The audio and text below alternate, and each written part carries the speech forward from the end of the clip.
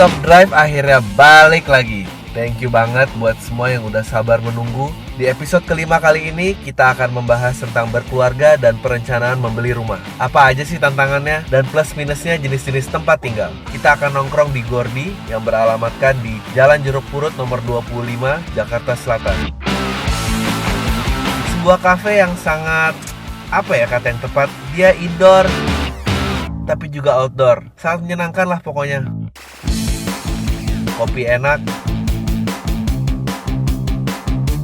makanannya juga enak. Dan yang gak kalah pentingnya adalah kendaraannya dong. Mercedes-Benz C-Class tahun 2014. Yang kita kendarai ini memiliki mesin 2000 cc, merupakan generasi keempat. Lihat facelift barunya, lihat LED lampu belakangnya, interior tanpa celah ini. Benar-benar kendaraan yang memikirkan kesempurnaan. Simbol kesuksesan lah pokoknya. Second tahun 2014 nya bisa didapetin dengan kisaran harga 500 juta rupiah. Untuk barunya di harga 750 jutaan rupiah. Ya udah itu aja, berikutnya selamat menikmati. Naik ini tuh SMA zaman sekarang pressure-nya kayak anak-anak SMA Jakarta Selatan dulu gak yang naik mobil keren tuh. Menurut lo lebih parah. Lo bawa mobil zaman SMA? Bawa. Wah. Lo bawa mobil pressure kan? itu kerasa dulu? Ada, gue gak pernah ngerasain tapi karena gue bawa mobil. Jadi gue gak ngerasain dong. Tapi dulu gokil sih zaman modifikasi itu benar-benar kayak mobil, mau itu mobil murah, tapi modifikasinya pol banget. Kayaknya bisa ngabisin duit lebih dari harga mobilnya. Oh iya. Yang pelek, terus sampai iyalah, ngeceperin audio. Lo ke sekolah pakai rolling bar gitu apa? Roll bar buat macam-macam bakal lo buat terbalik. drag race. Kayak bakal terbalik aja. Ya mungkin dia weekendnya bener kali ya ke parkir untuk drag race. Nggak, gue gak kebayang aja kalau ada yang pakai mobil ini tapi dia masih SMA gitu. Ya bisa lah kan orang tuanya. Ya bisa aja, cuma kayak pressure-nya jadi. Gue dulu bawa M40 Mice Boy, tapi itu kan second ya, maksudnya tahun berapa tuh? Ya gue pernah bawa Daihatsu TAF. Iya gak? Ya. Oh lu anak TAF itu ya? Anjir, anak TAF. Apa? Lu berarti bukan anak geng Starlet ya? Starlet, ya. Dulu ada Santren pak, gitu. Apa? Tapi mungkin itu kali ya, sayangnya kayak SMA. Ini kita nih ekonomi menengah ke atas banget nih, bahasannya bridgingnya dari. Tapi mungkin karena itu kali ya, kayak lu diajarinnya mobil duluan, jadi kadang merit ya, yang dipikirin mobil duluan gitu. Mestinya mah jangan itu ya.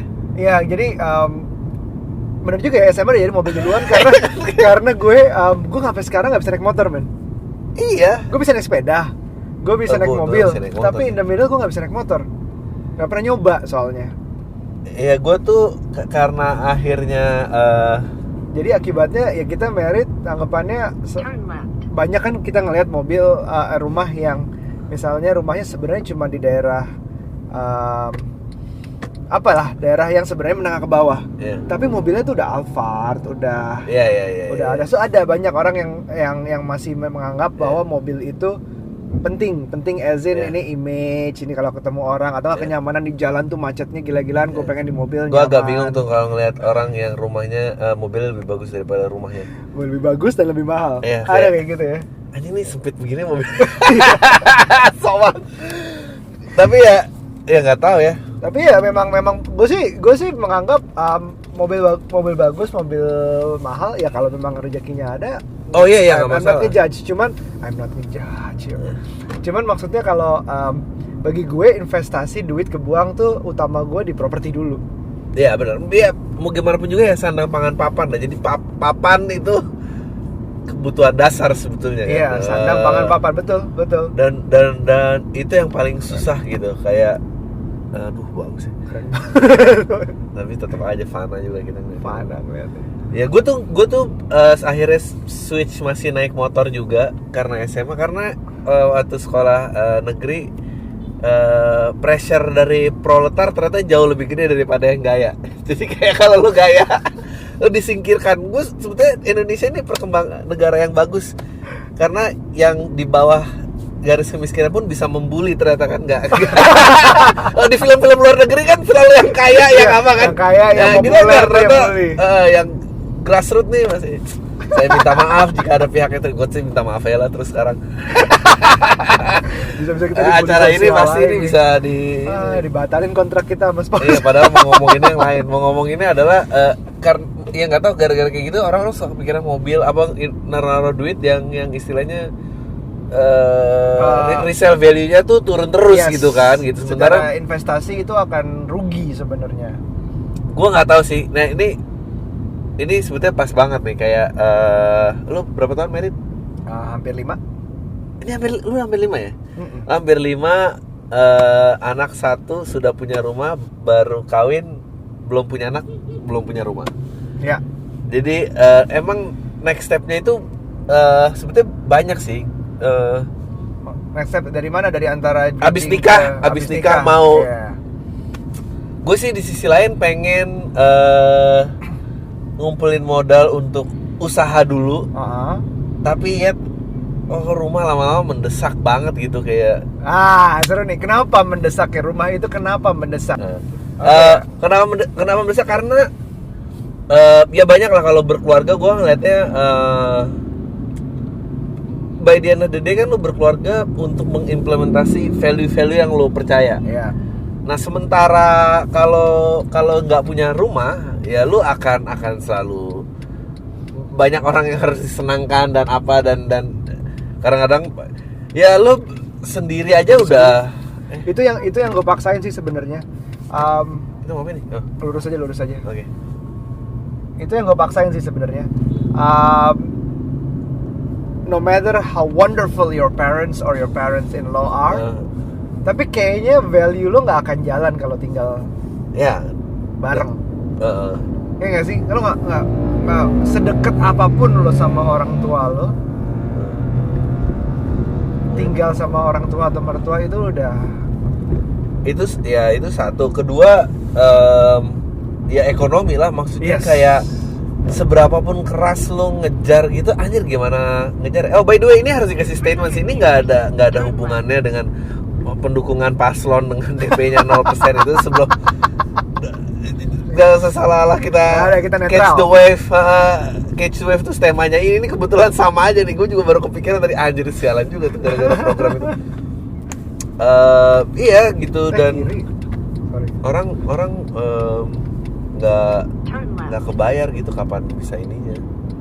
Iya kita oke. Tadi kan gue ngomong kalau tinggal sama orang tua atau mertua itu nggak ideal untuk menancapkan value lo sebagai keluarga. Tapi on the other hand, lo juga harus lebih ke melihat, tentunya jangan maksain, as in ekonomi lo belum, ya jangan. Cuman cara punya rumah kan based on ekonomi is a lot gitu. Caranya tuh banyak.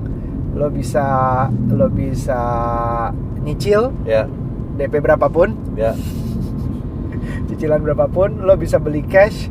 Lo tau nggak sekarang nanti ke depannya nih, sekarang udah ada sih beberapa yang menjalankan yang namanya co-housing.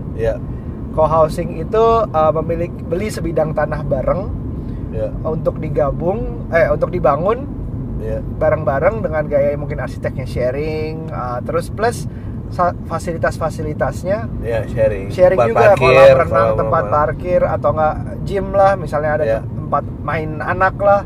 Nah itu dibagi-bagi, nanti penggunaannya diatur secara bersama. Rumahnya sendiri dia akan memiliki sertifikat perbagiannya itu aja. Ya itu gitu. Macam-macam sih. Co-housing.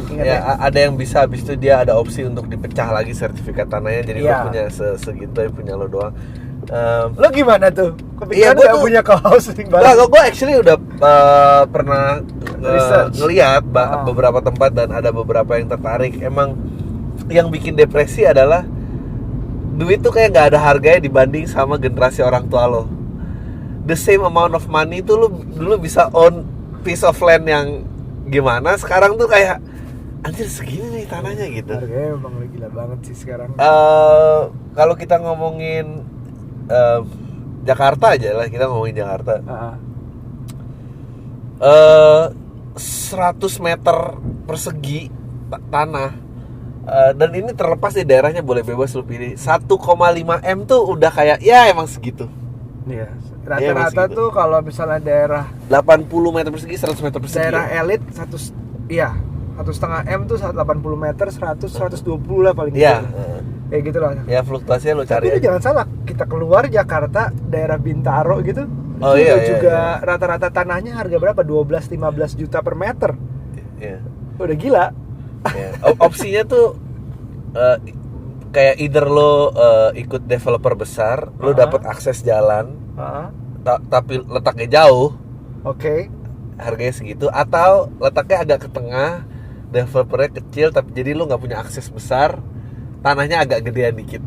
Betul. Setelah gua rajin ngeliat-ngeliat tuh kayak gitu. Terus lo juga harus mikirin kantor lo di mana, daerah commute lo di mana, teman-teman atau nongkrong lo di mana, sehingga lo sehari-hari tuh habis bensin berapa plus waktu yang kebuang macet kalau misalnya lo jauh. Wah, ternyata beli rumah tuh yang dipikirin tuh bukan cuma harganya doang sih, gue bilang. Lokasi itu penting, lokasi tapi relatif ke orangnya masing-masing. Tetangga faktornya juga maksudnya. Ada suara apa yang mengganggu di sekitar rumah lo gitu juga ngaruh. Itu semua ya tadi semua kita ngomongin opsinya apa? Rumahnya baru, ntar kalau opsinya rumahnya second, tetangga tuh jadi faktor kayak. Tapi sebelum rumahnya baru atau second, lo rumah apa apartemen? Gua kayaknya rumah ya, masih rumah gue. Kenapa? Karena kalau orang tua dulu nyebutnya nyentuh tanah. Oh iya, tapi gua nggak mikirin itunya sih. Gua lebih mikirin anak sih. Kayak tempat taman gue jauh nggak apa-apa gitu. Gue masih tradisional ya, mungkin karena gue ngerasain juga gitu, bisa main sepeda dan masih maling jambu orang gitu, dan terus ya maksudnya itu akan gone aja. Gue nggak tahu, mungkin gue nilai itu stuck di gue tuh kayak gede banget gitu untuk menjadi. Gue bahkan lebih condong ke kompleks lama, rumah second ya udahlah nggak apa-apa lah, tetangga udah pada tua-tua, it's fine. Tapi kan banyak juga tuh ada orang yang berpertimbangan, gue pengen kompleks baru karena mestinya orang tuanya seangkatan, keluarganya ini, dan biar anak lo main sumuran apa. Kalau gue tuh malah nggak main sumuran, nggak apa-apa, yang penting dia bisa lari di jalanan naik sepeda gitu. Kalau lu aja udah nggak bisa berenang, maksudnya ntar generasi berikut pasti harus disebut. Itu informasi umum apa enggak sih? Apa nggak boleh? Kalau nggak boleh kita cut aja. Boleh. Ya pasti ntar nggak bisa naik sepeda yang berikutnya gitu. Ternyata itu luxury ya. Gue dulu tuh kalau nggak bisa berenang berarti lo bagusnya pro apartemen dong biasanya. Ya mungkin lo cocok apartemen karena lo. gue tuh dulu pro apartemen banget. Jadi mobil tinggal masuk, cover space, parkir di mana udah ke-tag kan kalau biasanya. Terus nggak ada taman yang harus lo rawat, tamannya yang rawatin ada orang lain. Terus lebih aman karena satpamnya udah pasti ada, dan satpamnya itu nggak mungkin cuma satu biasanya apartemen. Amannya tuh kerasa banget, dan everything is like masuk, taruh kunci, tidur tuh enak banget. Apalagi waktu gue single. Gue kan pernah belajar di negara orang yang itu tinggalnya ya apartemen. Gue aja sharing house tuh. Waktu apa? Waktu kuliah. Waktu kuliah sharing house. Nggak tahu kenapa nggak pernah. Gue sharing juga tapi apartemen.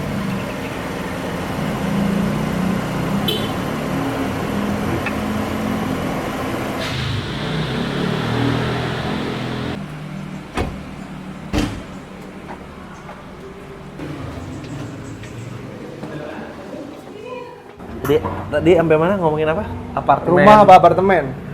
Rumah apartemen. Gue tuh masih rumah kan. Karena apa tadi? Lingkungan, karena ada space lain. Bahkan gue masih nggak apa-apa deh rumah second, karena kalau ya baru nanti ntar akan co-housing, kecil, terus ya menang nggak kelihatan sama nggak ada tiang listrik aja, masih kabel tiang listrik kan, itu kan somehow menjadi kriteria tuh, nggak ada kabel tiang listrik, nggak ada got, nggak kelihatan jemuran tetangga.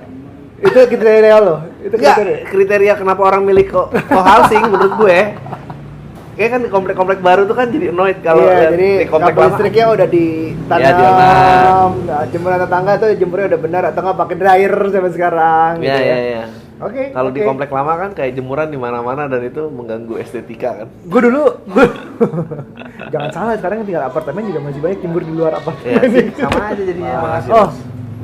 Terima kasih. Delicious. Gimana pro itu? Jadi gue tuh pro apartemen masih sih. Jadi segala macam tingkat kenyamanan, security-nya, dan gue bukan nggak suka taman ya. Gue suka ngelihat taman, tapi gue nggak suka ngurusnya. Gue nggak cocok tuh, gue nggak ngerti. Pokoknya semua yang disentuh gue tuh dalam bentuk dari SD nanam toge gitu, itu juga mati. Jadi kalau gue ngurus taman, tambah kasihan aja gue kebunuh malah, lupa nyiram lah segala macam. So basically, gue bilang apartemen sih lebih nyaman.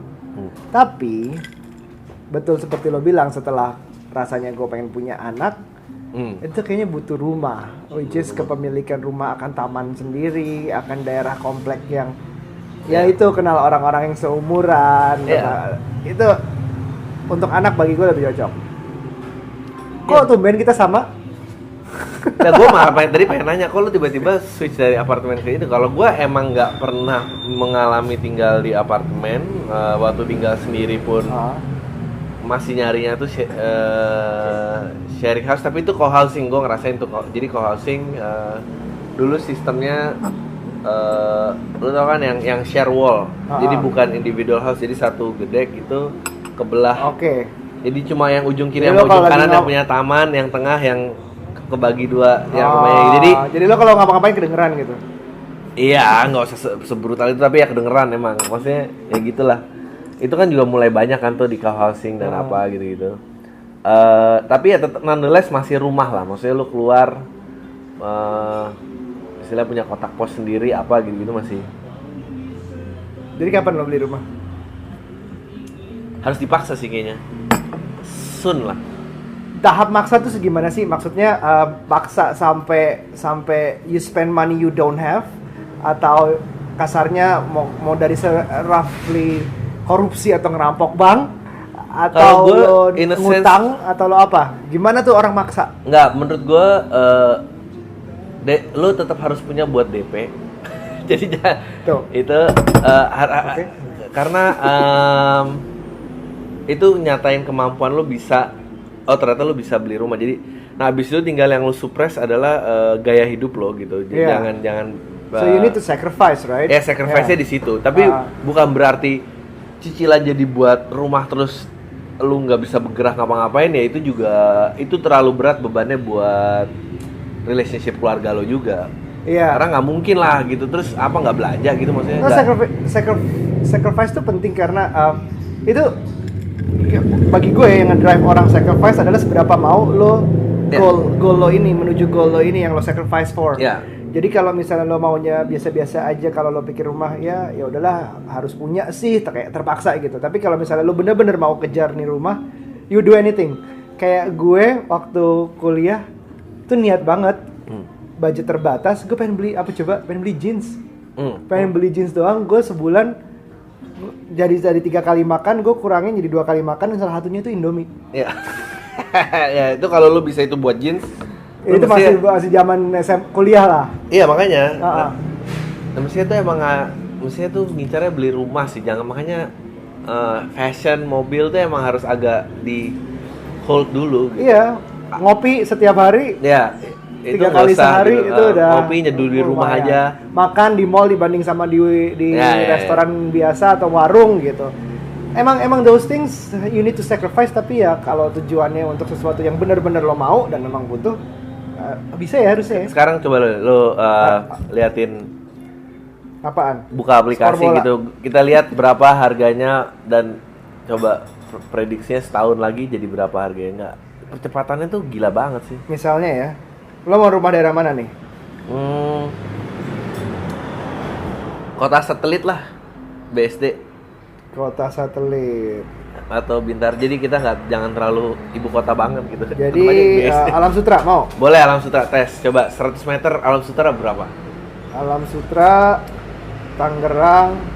Dan yang enak tuh ya, lu pasti pengennya 3+1 kan kamarnya. Ya udah hafal nih, jadi gitu. Yang pertama, luas bangunan 80, luas tanah 136, 1,6. 1,6 kan sih? Itu bekas. Bekas tuh. Bekas. Ini baru. 102 meter. Tadi 120 ya. 102 meter 1,7. Oh, sih. Ini baru. Itu baru, secondnya udah gitu. 434 nggak usah ya. Itu rumah kedua lah, gitu. Nggak, karena emang lu harus bagi kayak gitu, kayak gini. Misalnya, lu umur lu berapa nih? Lu jangan KPR, menurut gue jangan di atas 15 tahun. 15 tahun tuh udah paling mentok. 10 tahun. Nah, lu boleh kan dibatasin dikasih sampai 60. Iya. Lu mentok 15 deh. Lu jangan ngambil 20 tahun, tersiksa banget. Dan lu nggak mungkin dong kerja sampai 60. Jadi lu harus bisa abisin, istilahnya ya kalau kita mau ngomong kebanyakan di 55 tuh udah harus habis. Nggak apa-apa, Mas. Di 55 tuh oke, sip. Silakan. Ya, siap. Ya, iya, itu dia. Kasih. Ini yang Mas kan nggak ada AC ya di luar ya? Oke, saya nyalakan dulu.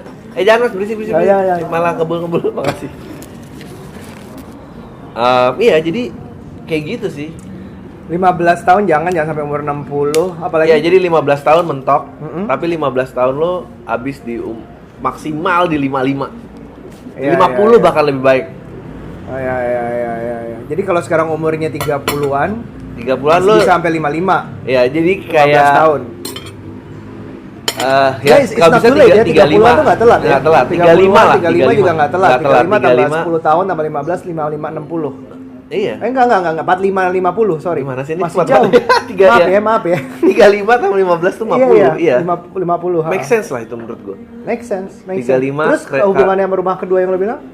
Kalau rezeki lo bagus, percepatan lo naik, rumah yang pertama ya lo jual, baru lo cari rumah idaman yang benar-benar oke, gue akan settle anak-anak gue gede di sini. Gue beli rumah gue sekitar 3-4 tahun lalu, harganya X.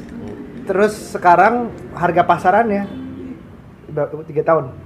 3 tahunan, harga pasarannya 2X. 2X kali 2, 3 tahun dari itu percepatan. Jadi ya mungkin ditawar pun ya masih 1,8X kali atau 1,5X lah at least dalam 3 tahun tuh itu gede banget sih, gede banget. Ya lu bayangin aja, jadi lu mau investasi apa, kayak yang secepat itu deposito nggak akan ngejar, logam mulia nggak akan ngejar, properti doang. Investasi properti itu kekurangannya cuma satu, gue bilang nggak liquid.